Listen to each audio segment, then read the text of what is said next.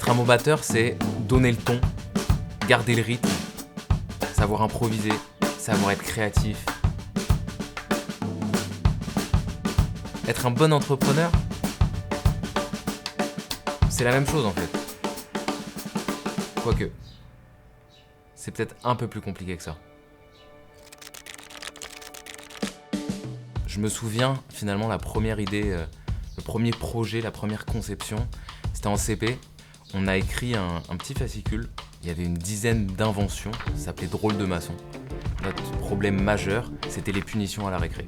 Et on avait inventé un stylo avec 4 embouts, qu'on avait d'ailleurs créé en vrai pour faire les punitions très rapidement avant d'aller jouer au foot. Tout de suite, on avait capté un problème, et c'est souvent ça le cœur de l'entrepreneuriat. Quand on est en CP, CE1, problème majeur, c'était ces dictées. Quand j'étais ado, j'ai toujours été hyper motivé pour créer plein de projets. Déjà pour être avec les copains, et en fait très tôt, à 13 ans, on a monté un groupe, et après on s'est plus arrêté pendant des années et des années.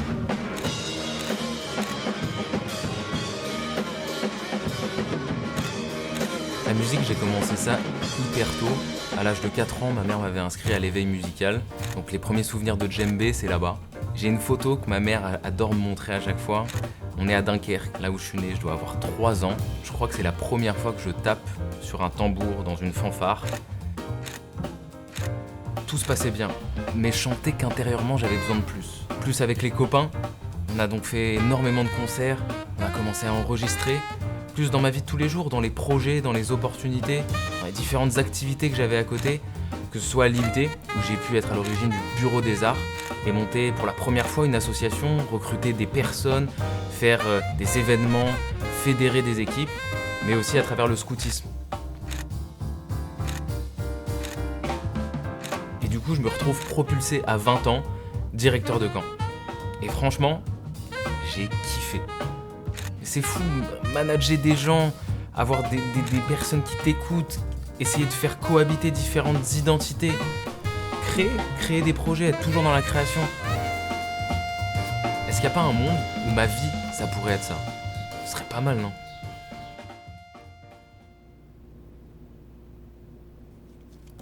Pour monter des projets, il y avait du monde, et pour monter une entreprise, j'étais plutôt tout seul à vouloir le faire.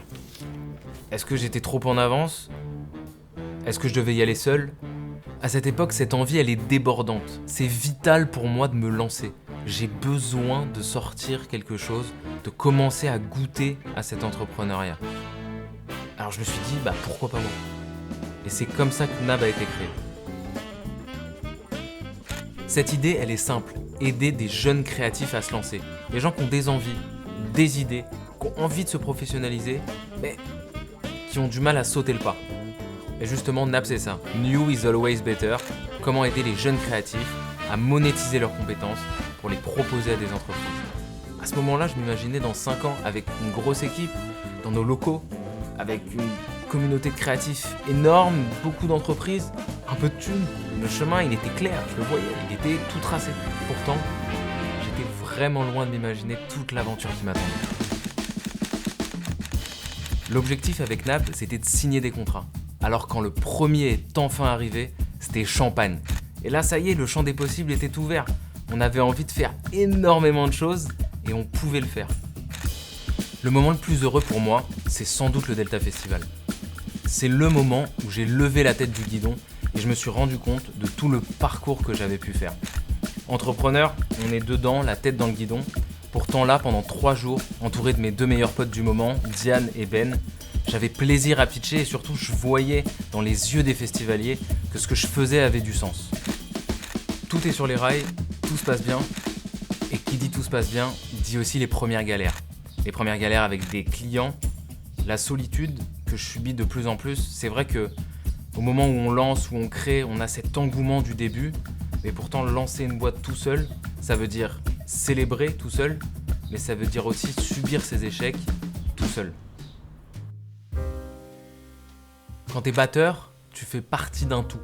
Le bassiste, le guitariste, le chanteur, tout le monde a son importance et c'est l'osmose qui est créée qui donne le morceau et fait vibrer le public. Quand j'ai lancé Nab, j'étais tous les musiciens à la fois. Batteur, bassiste, chanteur, guitariste. Et en fait tout ça, c'est pesant. c'est éprouvant parce que tout dépend de toi. Petit à petit, je sens qu'il y a quelque chose qui change. Chaque ouverture de mail, chaque échange au téléphone avec un créatif, chaque échange avec un client, il y a une douleur en moi que je ne sais pas expliquer à l'époque. Et pourtant, tout va bien. J'ai des contrats, j'ai des clients, Nap tourne. De quoi se plaindre en fait quand tout va bien. Et en fait, c'est comme quand tu joues de la batterie. Des fois tu perds le tempo, t'essayes de te rattraper, et puis tu ressens à l'oreille que continuellement il y a quelque chose qui va pas. J'avais perdu le rythme. J'ai clairement sous-estimé la force mentale qu'il faut, la charge de travail que c'était, et je me suis pris le truc dans la gueule. En réalité, monter une boîte, c'est pas de tout repos. J'avais l'impression que je me trouvais simplement dans une impasse, qu'il n'y avait plus de solution, qu'il n'y avait plus à pivoter. J'avais atteint en fait un point de non-retour. Ce qui est assez fou, c'est qu'à l'époque, quand je parle de mon mal-être, mon entourage est assez unanime. La solution, si tu te sens pas bien, c'est d'arrêter. Alors que pourtant moi, c'est impossible pour moi d'arrêter. J'ai monté Nap de mes mains, c'est mon bébé, je peux pas l'abandonner, c'est impossible pour moi. En fait, je pense qu'au fond de moi, j'avais peur du regard des autres si je prenais la décision d'arrêter. Peur que les gens pensent que c'était un échec.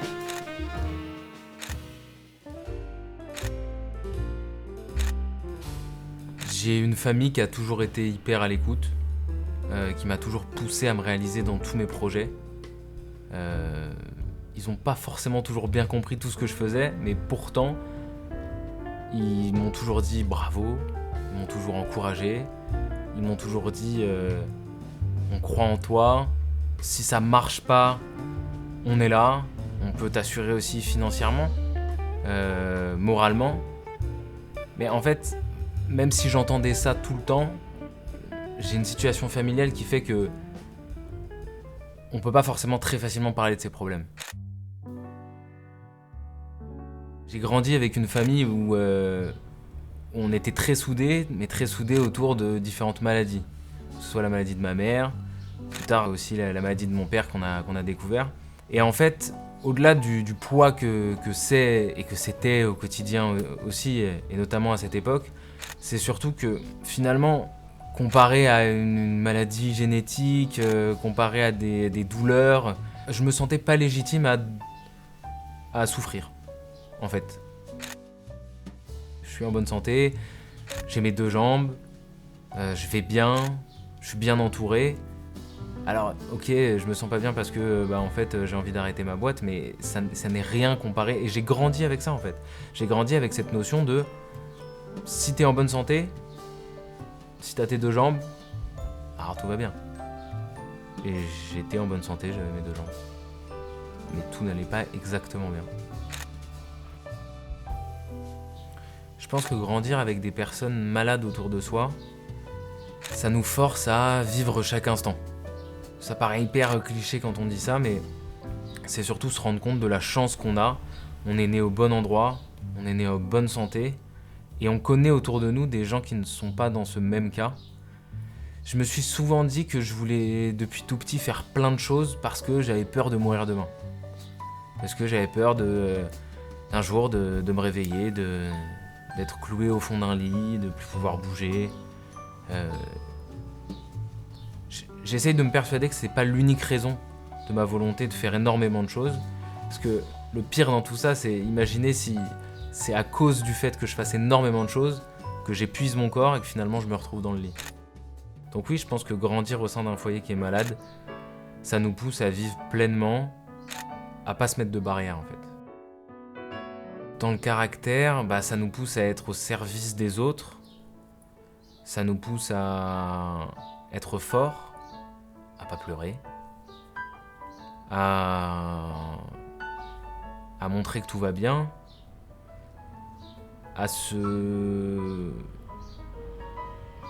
parfois à dissimuler ses sentiments.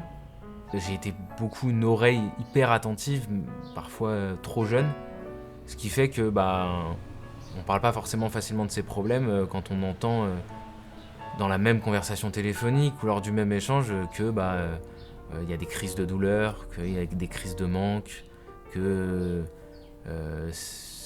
aujourd'hui elle a pas réussi à se lever de son lit, qu'elle a peur de mourir, des choses comme ça.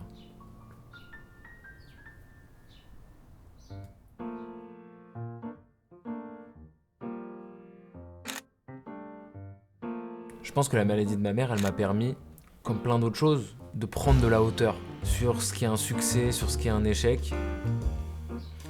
Ok, Nab, c'était un succès quand j'avais une dizaine de contrats. Et à l'échelle de quoi en fait ? Tout est une question d'échelle. C'était la même chose pour cet échec. Ok, j'ai décidé d'arrêter une boîte que j'avais montée pendant mes études. Cet échec-là, quand on le compare à une maladie ou quand on le compare aux problèmes du monde, ça nous fait tout de suite prendre de la hauteur et relativiser. Et ça aide pas mal à se reconstruire.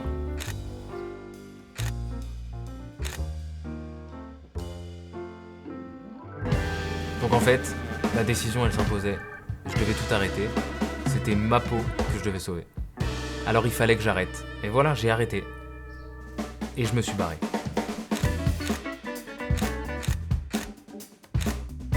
En fait, je voulais me barrer le plus loin possible.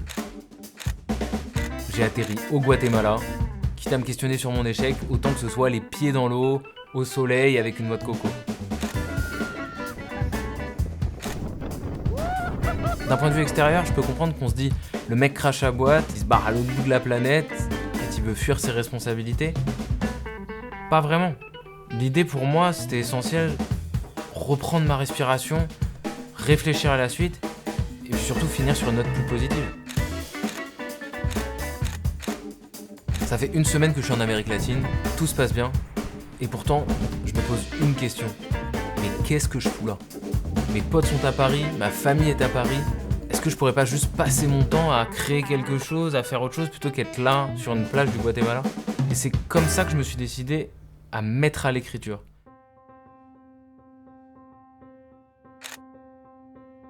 Je me suis simplement dit, bon ok, mec, il t'est arrivé une aventure de fou quand même. Qu'est-ce qu'on peut comprendre, qu'est-ce qu'on peut en tirer ? Et l'image était hyper floue. C'était impossible, j'avais parfois même du mal à juste me rappeler de l'aventure. Un peu le blackout. J'ai redessiné le film. J'ai appris que la tête dans le guidon, j'avais complètement oublié ce qui me passionnait, ce qui m'animait, ce qui me donnait cette envie, ce qui me donnait le rythme. En fait, il n'y avait plus de plaisir à la fin. Ce livre, il m'a permis de mettre des mots sur ce que j'avais vécu. Et j'ai compris. J'en pouvais plus. J'en avais juste marre. J'étais épuisé. À cette époque, j'avais énormément les mauvais souvenirs dans ma tête, mais en fait, Nab, avant tout, c'était aussi des bons souvenirs. C'était la première fois que je décidais de mettre en place une idée qui venait de ma tête, qui avait réussi à avoir des clients, qui faisait de l'argent. Et ça, je crois que j'avais oublié au fur et à mesure, à cause de la douleur, à tous les bons moments de l'aventure Nab. L'écriture, c'est aussi ça.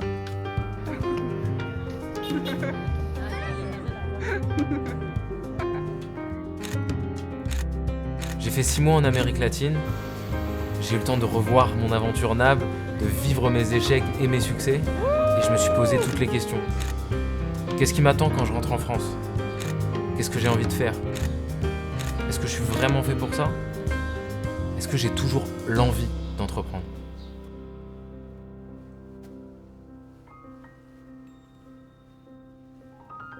À mon retour en France, je sais que c'est ce que je veux faire, monter une nouvelle boîte.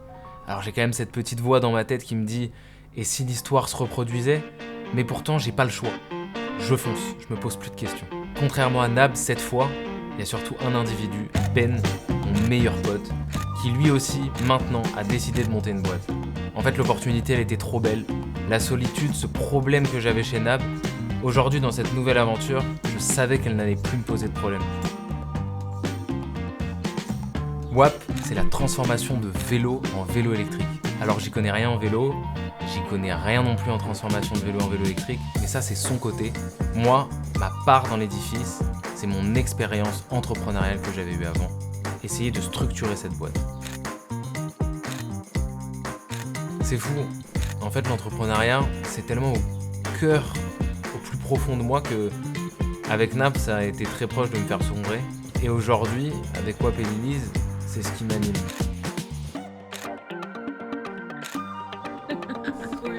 J'ai aussi ressenti le besoin de revenir à mes premiers amours.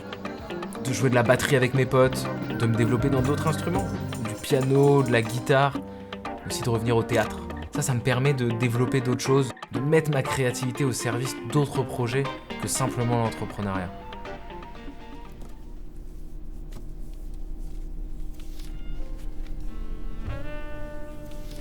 Ma vision de la réussite, elle n'a pas forcément évolué, elle est simplement plus mature. Quand j'ai lancé Nab, la réussite c'était avoir une boîte qui tourne, avoir une boîte rentable, et point à la ligne. Peut-être qu'aujourd'hui la vision de la réussite que j'ai, c'est avoir un projet qui nous anime, avec des gens qui nous animent, et surtout, la rentabilité elle se fait étape par étape. Pour moi la réussite, c'est aussi être heureux dans ce que je fais. Si je monte une boîte, si aujourd'hui je manage des équipes, mais qu'au fond de moi je suis pas heureux, de quelle réussite on peut parler?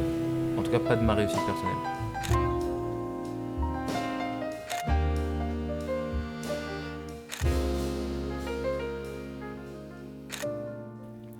Aujourd'hui je vais bien, mes proches aussi, en tout cas de mieux en mieux. J'ai l'impression qu'ils arrivent de plus en plus à gérer leur situation difficile due à la maladie de manière assez indépendante. En tout cas, ils font l'effort et en vrai, je les remercie de faire peser ce poids de moins en moins sur moi. Et je sais aussi de moins en moins sur ma sœur. Et puis ils ont appris à de plus en plus me connaître en tant qu'entrepreneur. Ils connaissaient leur fils batteur, leur fils qui faisait du théâtre, qui était dans les scouts, dans les associations. Ça fait maintenant un paquet de temps que je monte des boîtes. Ils me posent plus les questions qui fâchent. Des fois, je sais que j'ai ma mère qui m'appelle et qui me dit est-ce que je peux te poser des questions? Et des fois, je lui réponds oui. La plupart du temps, il faut répondre oui à sa mère, mais des fois, je lui réponds non. Parce que voilà, j'ai passé une mauvaise journée, j'ai pas envie de parler du boulot. Et je sais que parfois, elle va poser une question où elle va se dire c'est pas dramatique comme question, mais moi, ça va me piquer. Et ça, elle l'a compris et elle fait l'effort. Je pense qu'ils sont fiers de me voir accompli dans ce que je fais. Alors c'est pas encore la richesse absolue, je peux pas encore leur rendre l'appareil en leur offrant la villa sur la côte, mais